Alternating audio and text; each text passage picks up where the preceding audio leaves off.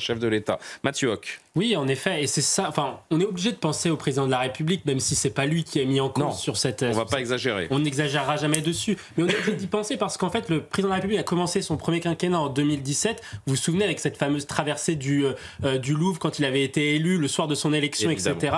Et Jupiter finalement se retrouve on se retrouve du coup en termes de symbole quasiment 8 ans après avec le Louvre qui vient de perdre 7 de ses plus grands bijoux et les joyaux de la couronne de France. Jupiter n'a pas protégé Apollon. Et Jupiter n'a pas protégé effectivement la galerie d'Apollon. On pourrait le résumer comme ça. En tout cas, c'est pas de sa faute à lui, effectivement. Non, mais bien sûr. La symbolique, et on va pas dire ce que exactement. Et on le dira pas. Mais la symbolique est forte. Ensuite, après, le deuxième commentaire que ça m'inspire, c'est que malheureusement, le délitement de l'État en termes de sécurité a des impacts et a des répercussions sur l'attractivité de notre pays, sur l'attractivité de notre capitale. On pensait qu'avec les Jeux Olympiques, on a vu que quand on mettait des policiers un peu partout, etc., ça a fonctionné, mais au final, on se retrouve toujours avec la même problématique. Lorsque vous êtes dans un pays où il y a énormément d'insécurité, d'augmentation de cambriolage, d'augmentation d'actes délictuels, alors ça nuit à votre attractivité, ça nuit à l'image que vous voulez renvoyer aux yeux du reste du monde, parce qu'aujourd'hui, toutes les caméras sont malheureusement braquées sur ce braquage. Et on l'a vu avec le duplex de Sarah Varny tout à l'heure.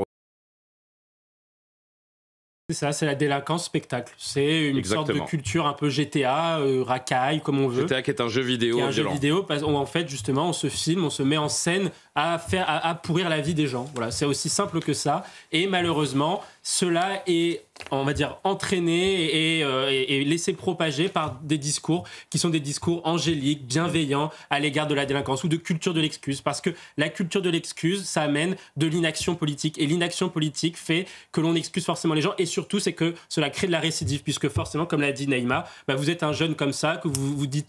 je fais un acte d'incivilité, un acte de délinquance, je ne risque rien de toute façon, je n'irai jamais en prison parce que le pays est laxiste, parce que la justice est laxiste, parce que l'État est laxiste. Et le problème, c'est, on pense effectivement aux touristes, parce qu'on l'a dit tout à l'heure, la désintégration de l'État sur les questions de sécurité amène nécessairement à perdre en termes d'attractivité.